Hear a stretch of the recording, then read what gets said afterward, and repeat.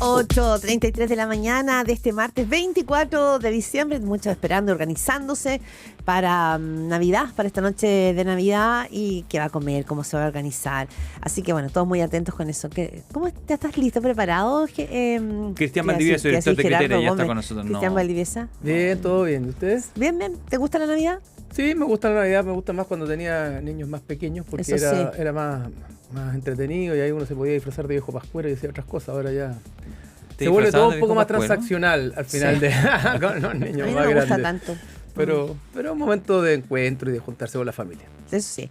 Oye, ¿tú querías partir por Dominga, Gerardo? O sea, yo quería preguntar, ¿sí? No sé si partir, pero es lo más fresco que ha ocurrido, que en la decisión que ha tomado el gobierno, bueno, se ha recurrido a la Corte con respecto a la decisión que se emitió y que permitió que siguiera el proyecto Dominga, pero a la vez hace otra jugada administrativa, podríamos decirlo así, el gobierno cuando dice que se inhabilitan todos los ministros, 6 ministros se inhabilitan para, si el comité tiene que volver a opinar respecto al proyecto. ¿Qué te ha parecido esto que ha sucedido en las últimas horas? La pelota al córner, evidentemente. O sea, dos jugadas que le permiten al gobierno salir de alguna manera incólume de este episodio complejo que partió de alguna manera con la campaña presidencial cuando el entonces candidato Boric dijo no a Dominga. Sí. Entonces, desde ese momento, desde esa frase grandilocuente, potente y poderosa desde el punto de vista electoral, era impresentable que después de haber dicho que no, el Consejo de Ministros ahora se vieran compelidos a volver a sesionar y tener que decir que sí a Dominga. Yo creo que era muy difícil de presentar frente a la opinión pública. Y por eso la pelota al córner, dices tú. Era una pelota totalmente al córner. Lo que de alguna manera es sacarse la responsabilidad encima, pero no necesariamente terminar con el proyecto, porque lo que probablemente va a pasar es que esto lo va a decidir el próximo Consejo de Ministros, que va a ser de un gobierno de signo distinto, y que en ese minuto, si es que se aprueba hay un sí a Dominga, en ese minuto va a ser también interpretado como un fracaso también del actual gobierno, en el sentido de que ellos dijeron no, y después ni siquiera pudieron o tuvieron las condiciones para decir o dar la cara a decir no una vez más. Sí. Porque las condiciones políticas hoy día son muy jodidas. Como ya todo lo que está pasando hay que interpretarlo en clave presidencial y electoral, el gobierno no se podía dar el lujo en este momento de decirle a su base electoral que después de todo lo que había rechazado, ¿verdad?, e impugnado este proyecto, ahora terminaba diciéndole que sí. Por la inversión, sí. Claro, pero es complejo, porque efectivamente los tiempos presidenciales o de elecciones lo tiñen todo, tiñen las agendas, tiñen los procesos legislativos, todo eso lo sabemos. Pero también es cierto que los gobernantes, aquí y en la Quebrada del Ají, tienen que dar solución, sobre todo cuando son increpados. Cuando aquí la Corte Suprema, el Tribunal Ambiental, le dice, ¿sabe qué? Aquí hay que revisar el fallo de la situación de Dominga porque el Comité de Ministros se había pronunciado antes y por lo tanto aquí se afecta la imparcialidad. Y que la respuesta del Comité de Ministros sea, de alguna manera, para ser sincero, dilatar esta situación, porque eso es el camino. Sacarse los balazos, tirar la pelota al córner, todas las metáforas que queramos. Y no renunciar a la decisión que habían tomado. No es decir, bueno, si hay otro poder del Estado que nos dice, que nos hace revisar esto, a ver, revisémoslo. También hay un gesto ahí como, ¿no es cierto?, de, ni siquiera de mea culpa, pero un poco de humildad, decir, a ver, revisemos este punto. No, la respuesta es totalmente categórica y es dilatar. Y yo no sé si Chile está en un momento a nivel político, económico, social, o en esta famosa guerra cultural que algunos empiezan a señalar como tema, de dilatar las cosas. O sea, sin duda que no se pueden dilatar ciertas cosas que son urgentes, prioritarias, pero tampoco se pueden apurar en la medida que no hay grandes acuerdos y técnicamente hay un cierto convencimiento de que ciertos proyectos tienen que ir adelante. Un ejemplo es el tema de la reforma de pensiones, que se partió discutiendo respecto de la importancia de un acuerdo. Y hoy día, más que decir si el acuerdo en sí mismo tiene sentido por el acuerdo, la discusión es si es un buen o no un buen acuerdo, que es otra discusión. Yo creo que lo de Dominga puede ser extrapolable a lo mismo, pero sin duda, de la reflexión que tienes tú, Claudia, creo que el gobierno termina en esto más bien buscando ir cerrando la última etapa con las banderas propias, ¿verdad?, las que le dieron vida, las que le dieron curso a la nueva generación en el gobierno, que entre otras tenían que ver con el no a Dominga, más que asumiendo la responsabilidad de lo que significa gobernar y los costos que también significa gobernar. Dicho de otra manera, el gobierno no toma ninguna posición frente a esto, sino que le arranca el bulto. Y eso creo que en términos políticos es complejo. Se puede entender en términos electorales. Y si podemos avanzar un poquitito más, uno podría pensar de que si hay una palabra, un concepto, una idea que ha sido permanente y recurrente durante este año, es verdad, es un buen rato, pero este año como un cierto grado de consenso importante es crecimiento económico, desarrollo, la necesidad de que el país se ponga en marcha, que vuelva a crecer, que hayan proyectos que le permitan a la familia sentir de que vale la pena trabajar, que es posible aspirar a mejores condiciones de vida. Y creo que el no porque lo revisamos, porque lo miramos y porque lo reevaluamos y consideramos nuevamente y llegamos nuevamente a la conclusión claro. de que a la convicción es una manera algo indolente, por no decir bastante indolente, de sacarle el bulto a algo que tiene que ver también con el desarrollo, el crecimiento y las posibilidades de que comunas que están hoy día en una situación de pobreza y vulnerabilidad tengan posibilidades de tener mejores condiciones de vida. ¿Te acuerdas cuando lo habíamos hablado la vez anterior, Dominga? Decíamos eso, era una oportunidad a la vez también para dar una señal por el tema de la inversión. Los últimos datos que salieron la semana pasada, la inflación básica en el primer semestre en torno al 5% y el crecimiento no es muy bueno, derechamente no es bueno. El crecimiento no es bueno, el crecimiento en los hechos no permite que la gente vaya aspirando a mejores condiciones de vida. Un crecimiento en torno al 2%, lo dicen todos los economistas, eso no te solo sirve, te permite mantener más o menos andando la máquina, y lo que uno ve es que las condiciones de vida en algunos casos se sostienen sobre la base de empleo informal, que sigue creciendo, que no se cotiza, que no tiene imposiciones y por lo tanto un empleo precario que tampoco va a tener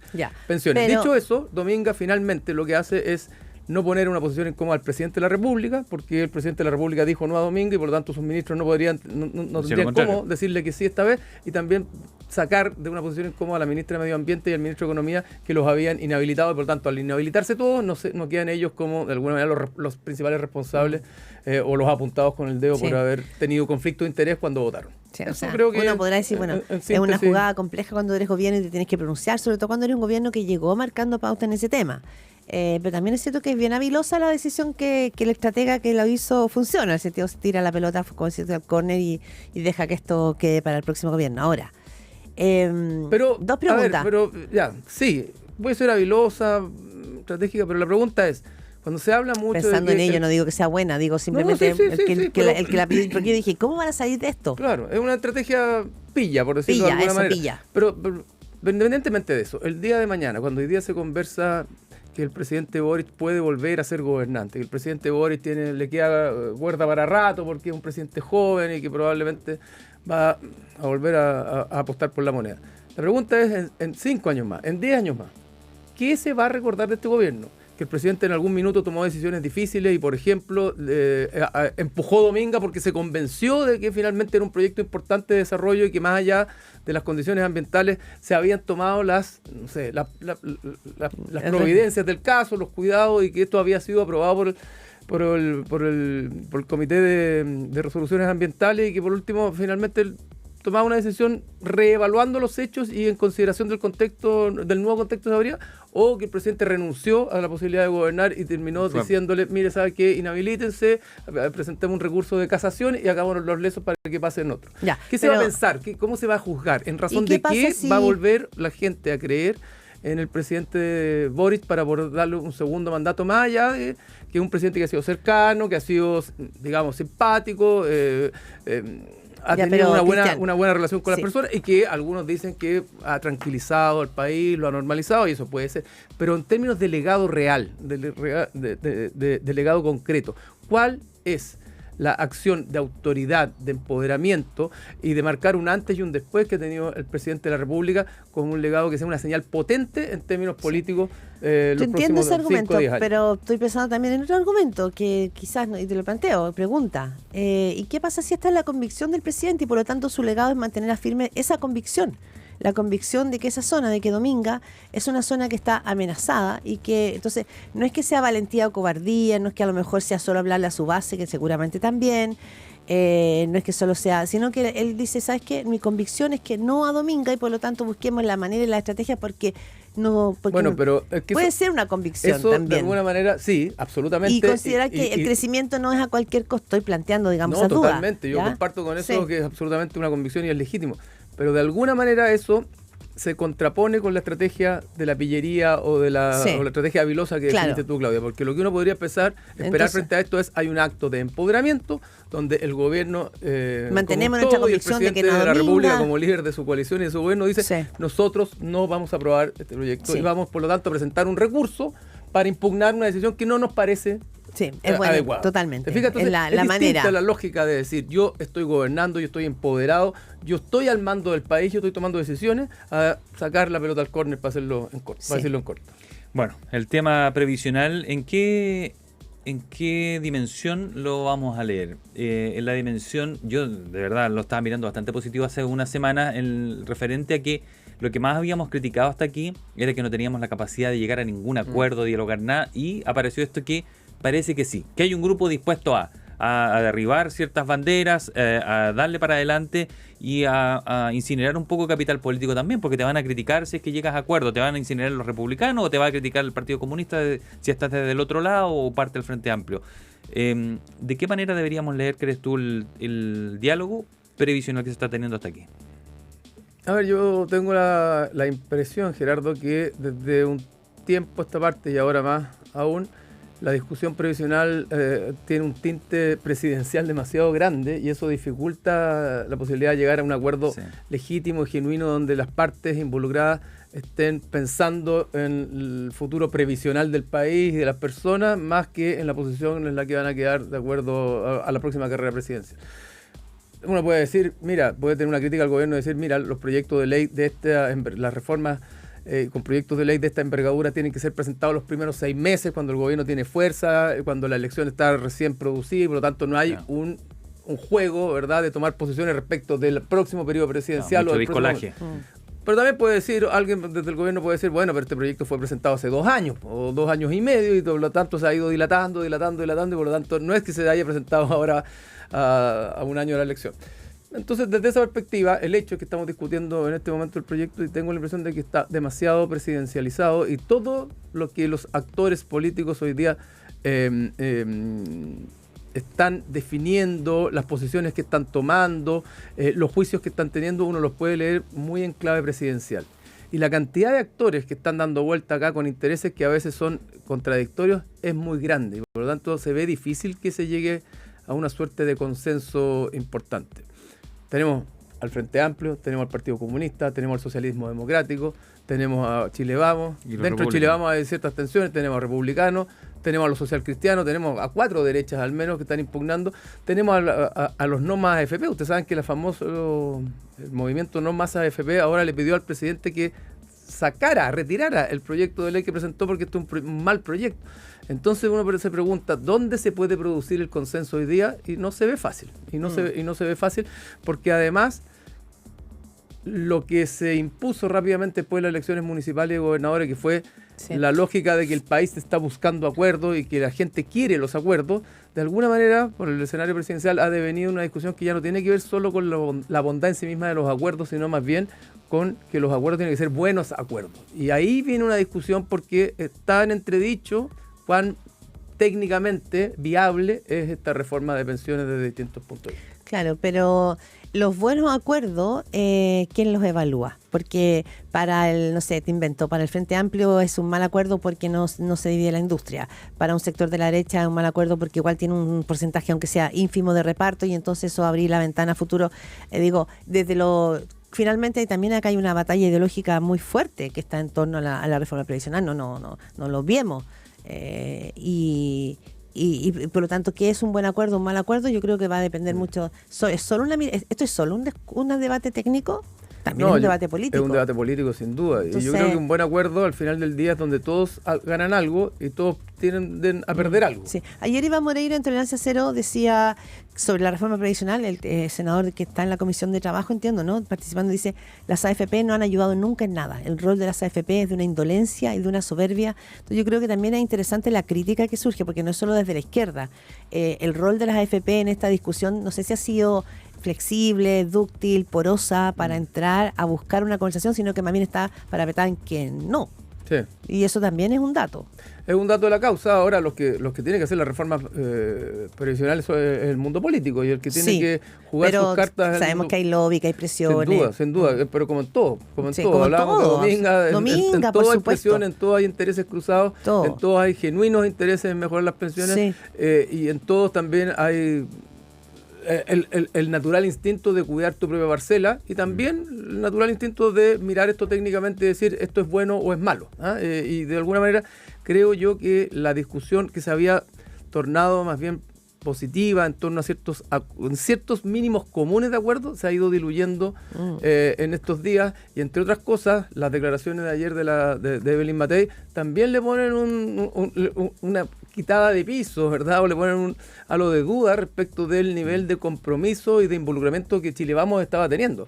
Este proyecto podría haber terminado siendo aprobado con ciertos mínimos comunes por el socialismo democrático, que yo creo que tiene genuina intención de sacar un proyecto, más que el Frente Amplio incluso, un proyecto, tiene genuina intención de sacar un proyecto a pesar de los costos que esto pueda tener, y Chile Vamos. Se podría haber jugado en la lógica del centro, del centramiento político que se ha visto el último, centro derecha, centro izquierda y el mundo del centro. Y no pasó. Y aparentemente se empieza a resquebrajar esa posibilidad. Hay que ver por qué. Pero también es cierto que aquí grupos de izquierda están muy contrapuestos y en contraposición con el proyecto, porque no es lo que querían, y de alguna manera cuando yo no obtengo lo que quería, me frustro, y el mínimo común se empieza como a estirar, a estirar también en función de la carrera presidencial. Es decir, ¿cómo puede la izquierda, a propósito de Dominga, decir que las AFP sobreviven a una reforma de pensiones cuando su lema era no más AFP? Vamos a terminar con las AFP como todo. Epítome del modelo neoliberal.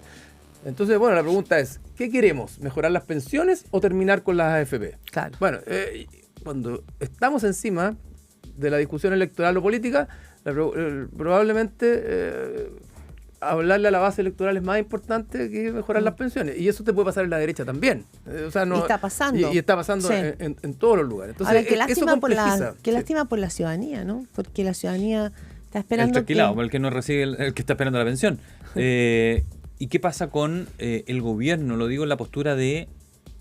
El gobierno sabe que está cediendo, evidentemente, que va a perder varias en esta pasada, pero podría obtener algo para dejar esos hitos que tú dices que es necesario que el presidente deje, pero tiene a su propio sector que le está metiendo ruido de atrás, no le gusta. Entonces no sé si no lo arregló puerta adentro primero antes de ponerlo sobre la mesa, y ellos están sacando otras cuentas. Me refiero a quienes, los vociferantes que están sacando otras cuentas probablemente, ¿no? Seguramente, y yo creo que dentro del gobierno hay dos miradas respecto a lo que viene. Una mirada que dice la próxima elección presidencial está perdida y tenemos que arriar las banderas para poder volver cuando tengamos más fuerza política y la correlación de fuerzas nos favorezca. Por lo tanto, hagamos una buena campaña parlamentaria para tener el mayor número de parlamentarios para defender nuestras ideas. Creo que eso es más bien Frente Amplio y Partido Comunista. Y por otro lado, está la mirada del socialismo democrático, que tengo la impresión de que no quiere dar por perdida la elección presidencial y que quiere construir un proyecto político que sea atractivo para la ciudadanía y eventualmente les permita sostenerse en el poder, particularmente de la mano de Carolina Toá. Carolina Toá es, de alguna manera, es absolutamente el gobierno. Representa lo que ha sido este gobierno y es una figura emblemática del mismo. Y por lo tanto, salir a conversar, salir a hacer una alternativa presidencial, a hacerle una proposición al país para que voten por ella en una carrera presidencial, sin haber conseguido ningún logro, ni siquiera una escuálida reforma de pensiones, es inverosímil de alguna manera. Entonces, por eso creo yo que el socialismo democrático está apostando a que haya una reforma, y además porque el socialismo democrático es más pragmático y es menos ideológico que el Frente Amplio. Es decir, ¿qué importa? ¿Que el gato case ratones o el color del gato? Yo quiero que suban las pensiones, dirá el socialismo democrático. Si este mecanismo lo permite, bueno, Claro. que lo haga. La AFP será otro problema, será otro minuto, será otra instancia. Alguien me decía el otro día, algún político más viejo me decía, ¿te acuerdas de esos tiempos donde estoy pensando en el gobierno de Lagos, por ejemplo, que planteó una reforma a la salud? Hoy la ciudadanía sabe que año a año, cada cierto tiempo, se suman nuevas patologías al GES y esto de verdad que cambió la manera o la malla de cómo opera la salud en Chile, con todas las deficiencias que sigue teniendo, con toda la lista de espera, pero ahí hubo un avance porque el mundo político se puso de acuerdo. Para Lagos fue una batalla dura porque tuvo que entregar el corazón solidario que tenía esa reforma, recuérdelo. Sí. Pero también para la derecha tuvo que ceder a algo que no quería, pero ese fue un muy buen acuerdo. Parece que esos tiempos donde las largas políticas públicas que benefician a los chilenos y chilenas, que finalmente de eso se trata un poquitito de la gobernanza, eso está difícil de lograr, ¿no? Está difícil de lograr. Esas cosas de largo plazo y que funcione, porque el GES partió con pocas patologías, se han ido sumando, el sistema se acomodó a esto y esto lo tiene la ISAP, pero tiene el servicio público, es decir, es para todos. Que se han roto, bueno, lo que hemos conversado en otras oportunidades, que se han roto muchos consensos, entre otras cosas la importancia de la participación pública-privada, ¿verdad? Que el Estado es capaz de licitar y que los privados son capaces de hacer y el Estado de controlar o de supervigilar. Bueno, ese tipo de cosas se han roto y hoy día no hay consenso y al no haber ese tipo de consenso se hace más difícil gobernar porque las cosas se ideologizan. Entonces al final del día la política pública bajo el prisma de la ideología es más lenta de avanzar porque hay tensiones más fuertes. Entonces lo que se pone por delante es la mirada más identitaria, ideológica, más que la solución al problema que se está planteando. Y eso genera estas dificultades que estamos observando y que yo veo difícil que se llegue a puerto en una reforma de pensiones. Ahora, también es cierto, y esto es inevitable ponerlo en la mesa, que esta reforma, como está planteada en general, no cuenta con la adhesión de la mayoría de la ciudadanía. Uno puede decir, bueno, la ciudadanía opinando en las encuestas puede decir cualquier cosa. Sí, claro. Pero hay una cosa bien de fondo y es que a propósito de los famosos retiros previsionales que empujó la izquierda, que muchos de derecha también votaron, la ciudadanía llegó a la convicción de que la plata que está en sus cuentas, ¿verdad?, de capitalización individual, sea en las AFP o donde fuere, le pertenece. Y si hay más cotización que es con cargo a los propios trabajadores, la gente no es que no quiera la solidaridad, querría que esa plata se fuera a sus propias cuentas, pero que la solidaridad se hiciera con impuestos generales o de otra manera. Entonces eso inevitablemente te lleva a que tú tengas que ecualizar de buena manera la expectativa ideológica de una reforma con las subjetividades sociales que están dando vuelta en ese camino. Cristian Valdivieso, te agradecemos, no con tanta esperanza estás entonces para un 24 de diciembre, esperaba algo más de optimismo provisional. No llega a regalar una reforma. No, está difícil, que a veces una reforma, un regalo puede ser un presente griego también. Habría que